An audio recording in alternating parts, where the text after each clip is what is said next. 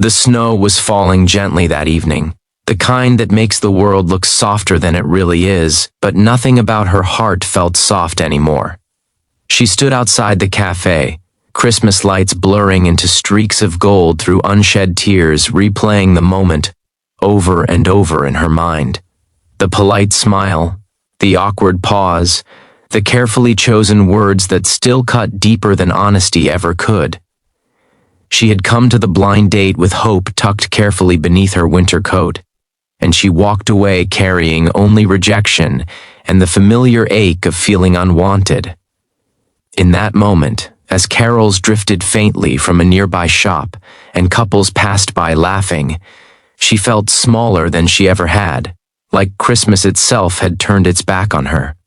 If you believe in kindness, second chances, and the quiet miracles that can change a life when you least expect them, take a moment right now to like this video, share it with someone who needs hope, comment your thoughts, and subscribe to the channel for more heart-touching stories like this one.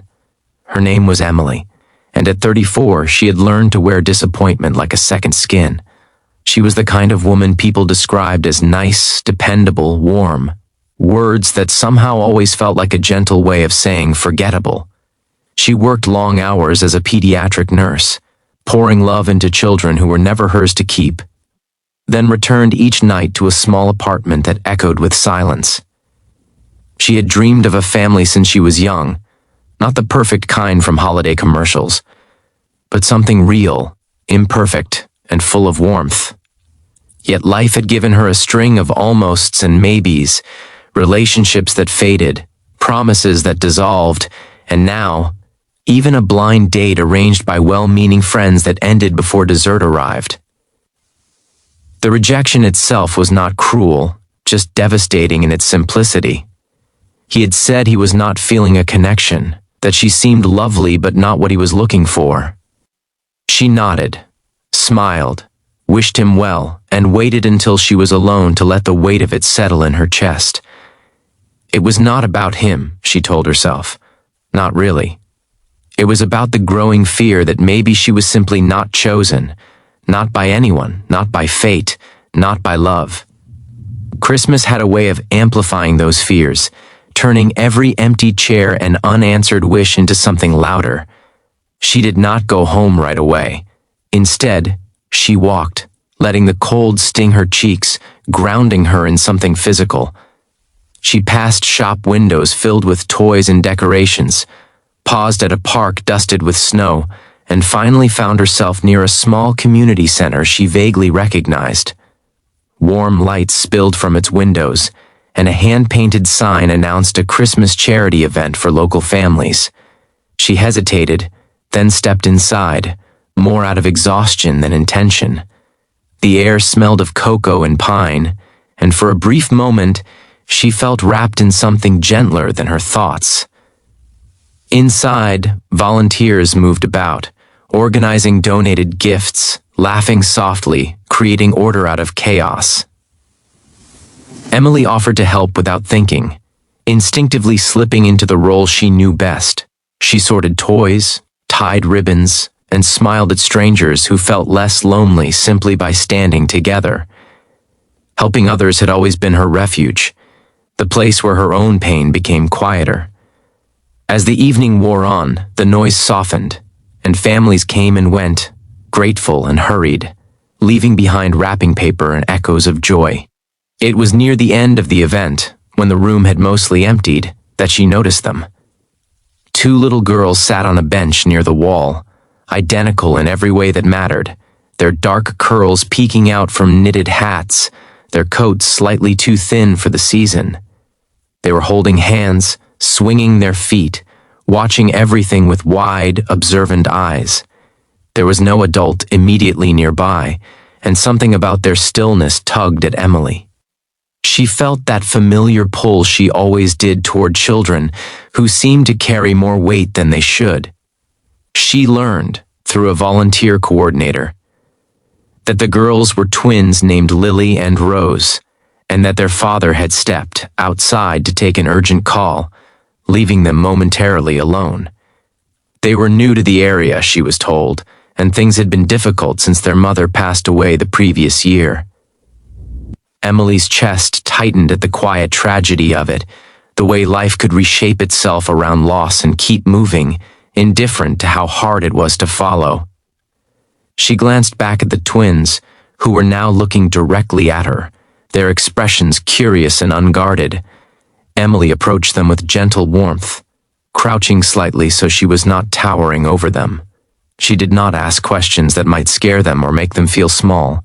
She simply smiled, offered a piece of candy cane from her pocket, and asked if they were enjoying Christmas. They nodded, but there was a hesitance there, a reserve that spoke of children who had learned not to expect too much. She felt something shift inside her, a soft ache mixed with tenderness, the kind she felt every time she had to say goodbye to a young patient who had come to trust her. As minutes passed, their father returned, apologetic and tired, gratitude etched into his face when he realized someone had been watching over his daughters. He was a man worn down by responsibility, carrying grief quietly, doing his best to hold everything together. Emily exchanged a few polite words with him, nothing extraordinary, nothing that hinted at the turning point, unfolding beneath the surface of an ordinary evening. Soon, the center began to close, and Emily prepared to leave, pulling on her gloves, ready to return to the solitude waiting for her. It was then that something happened that she would replay in her mind for years to come. As she turned toward the door, one of the twins reached out, small fingers brushing against her coat. Emily looked down, surprised, and met two pairs of hopeful eyes. There was a seriousness there that did not belong to children so young, a question forming without words. In that instant, time seemed to slow, the room fading until all she could feel was the weight of their gaze and the fragile trust behind it. What followed was not dramatic in the way movies often are. There was no swelling music, no grand declarations. There was simply a moment of pure, unfiltered connection. The twins, with the innocent certainty only children possess, expressed a longing that cut straight through Emily's carefully built defenses. They spoke of missing their mother, of wishing for someone who would stay, someone who would love them in the quiet, everyday ways that matter most. And in their small, brave hearts, they saw something in Emily that made them ask a question that would change everything.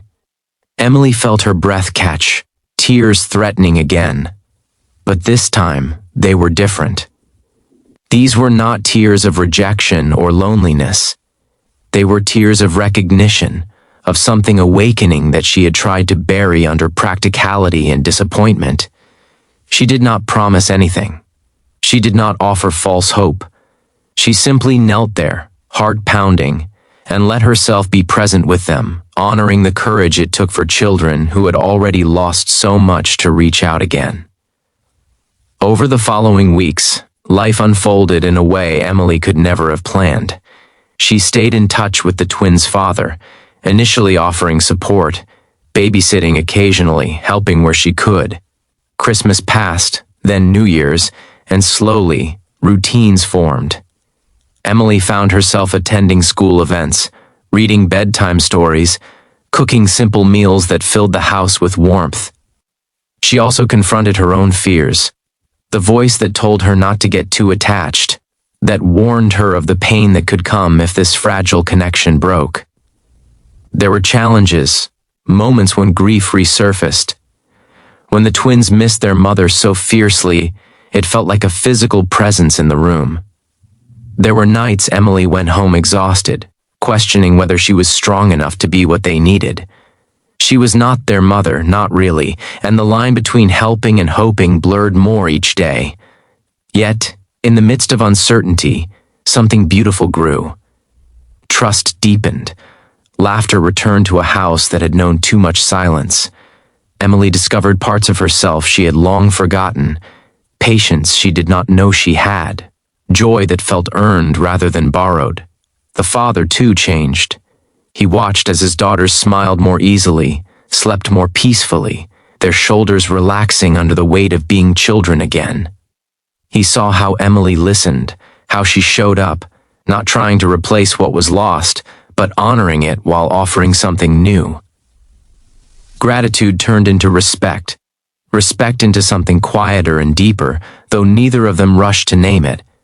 They were all healing in their own ways, learning that love did not always arrive the way you expected, but it arrived nonetheless. As spring approached, Emily faced a truth she could no longer ignore. She had fallen in love, not in the romantic sense she had chased for years, but in a way that felt more profound. She loved the twins, fiercely and without conditions. The idea of losing them now felt unbearable. When the conversation finally came, it was filled with vulnerability and honesty. There were no easy answers, only shared hopes and fears laid bare. And in that space, a decision began to take shape, one built not on desperation, but on commitment. By the time the next Christmas rolled around, the world looked different. Emily stood once again beneath twinkling lights, snow drifting down. But this time, she was not alone. She watched the twins decorate a tree, their laughter filling the room, their eyes bright with anticipation. There were scars that would never fully fade, memories that would always be honored, but there was also something new, something strong enough to hold them all. Emily realized that the rejection she had once believed defined her had, in fact, redirected her to the life she was meant to have.